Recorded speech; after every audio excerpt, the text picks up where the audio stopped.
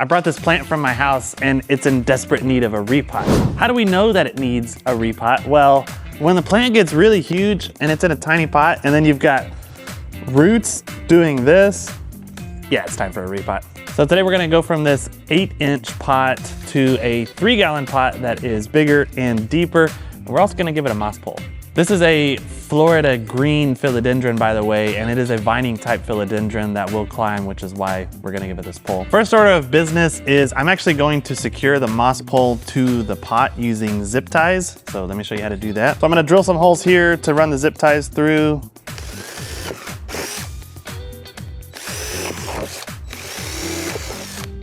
Scared the cat. That's a pro tip, by the way, is to zip tie the pole to the pot to make it more stable. Second pro tip, put your zip ties in and make a loop ahead of time. Instead of trying to balance the pole in here while you zip tie it, make loops, slide the pole through there, and then cinch it down.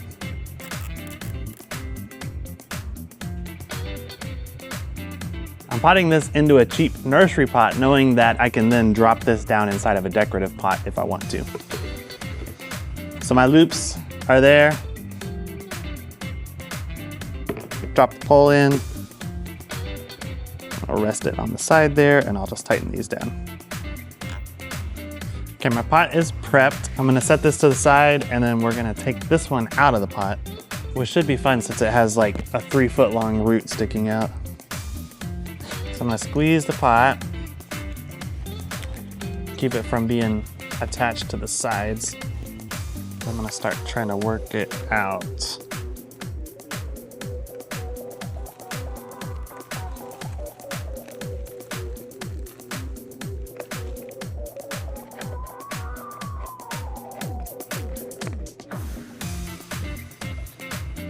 I had no idea this root was there until I picked up the plant this morning and I just started laughing. Philodendrons are wild, y'all.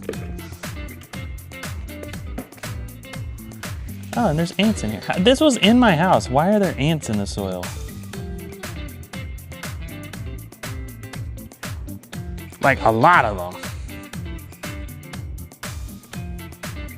There's a whole colony in there.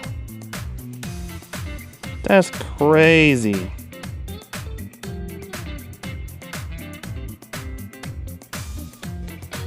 So that's gonna have to be dealt with. These are not, they don't look to be a stinging type ant, so I'm not worried about that, but I don't want them in my house. So normally I don't get too aggressive with, you know, loosening up the root balls. But in this case, I'm gonna disturb those ants and try to get a bunch of them. In fact, I typically wouldn't remove the soil from the roots, but since there's a whole dadgum colony of ants in there, I mean, I am gonna do that this time. And I'm actually gonna wash these roots off, which I wasn't planning on doing. But, so let's loosen up all the root ball, and then I'll end up taking this over to the hose and actually giving it a rinse to get rid of the ants. And hopefully that'll just get rid of them and we won't have to do any insecticide or anything. Should just be able to do it with water. Sorry, they've built a whole colony in there. I need like a stick. Ah, stick. That would be another option though, if I didn't want to go through the root washing, is you could just repot it and then put an insecticide drench on it, or granule. But in most cases, I try to do stuff without using chemicals if possible. I'm just taking this stick and just working it through those roots and wiggling it and loosening it up. Okay, that should be good enough. And then I will take this to wash it now. I'll set it to the side while I clean this up. Goodbye, ants.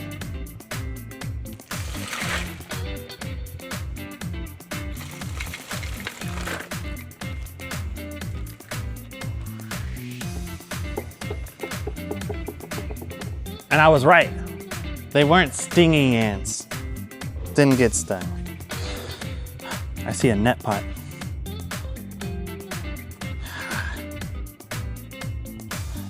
Strangler. Just kidding. That's a whole other video subject right there. You can see though that it had no effect on slowing these roots down. The net pot that the original propagator had in there.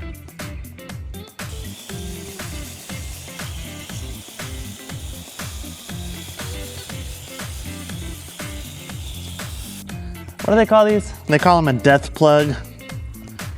So get in here close. This is a net pot, which a lot of growers will use when they're propagating these plants, especially when they propagate them hydroponically. And there's a whole group of people that will call these death plugs, and they blame their dying plant on these death plugs, and so they'll repot their plants and remove these net pots, or these, there's different ones out there, but they'll repot the plants and remove these, thinking that it's going to help the plant's growth. But obviously it has not been strangling this plant. It's got plenty of roots outside of the plug, outside of the death pot, or death plug, or whatever it's called, net pot. Yeah, it's been thriving in spite of that, which is what I always tell people. So don't make excuses. Take good care of your plants. Normally I don't do all this when I repot because you can actually damage roots pretty bad whenever you do all this, and it can shock your plants more. So I tend to not disturb the roots so much, but you know, the ants kind of forced my hand there, and it'll be fine. Okay, here's something else where I differentiate from Tanner the planter. He's a good friend of mine, but he would say, since you've removed so much of the soil and some of the root mass, go back into the same size pot or even a smaller pot, because that will help you control the moisture level more easily in the pot and not overwater it. See, I don't believe in that. I like big pots, and I cannot lie. So I'm gonna go into a bigger pot with this plant, and I'm just gonna make sure that I don't overwater it, because I'm a pro and I don't wanna have to repot this thing again next year. We don't always see eye to eye on this one subject, but it's fine. You can actually do either way and be successful as long as you know the proper way to water, which he does a good job of teaching people the proper way to water. All right, so I'm gonna start by putting some potting soil down in the pot. Today we're using Happy Frog potting soil. It's kind of a good all-purpose. This long root, oh gosh, breaking roots over here. This long root that was outside of the pot, I'm gonna bury it. These can actually work as aerial roots, so if you wanted to have it trailing outside the pot, you could take it and stick it down in a cup of water and it would get water that way. Philodendrons are pretty cool in that these roots can be buried, or they can be in the air, or they could go into water. But in this case, I'm just gonna bury it. And I'll let it snake its way down through the soil down there. I'm also gonna bury this lowest, maybe you can get in here. This was above the soil, so the soil line was right here. And I'm gonna bury this part of the stem as well, because it's really thin and it'll actually set new roots off if I get this down into the soil. And so, where it was just looking kind of thin and flimsy here, I'm gonna put that underground and allow it to develop some more roots a little higher up.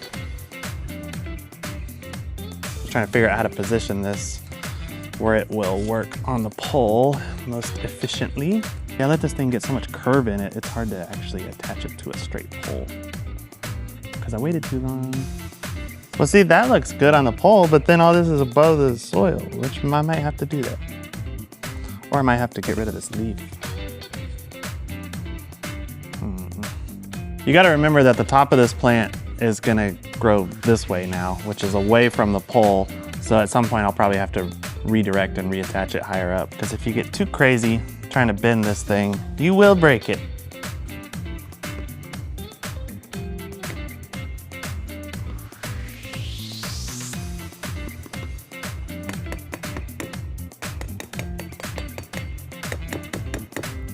Try and get that soil to settle.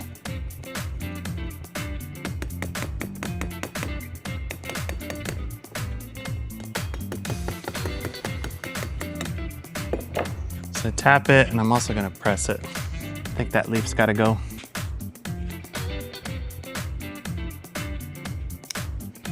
So this leaf is gonna be right at the soil line, and it doesn't need to be there anymore, so I'm just gonna go ahead and take that off.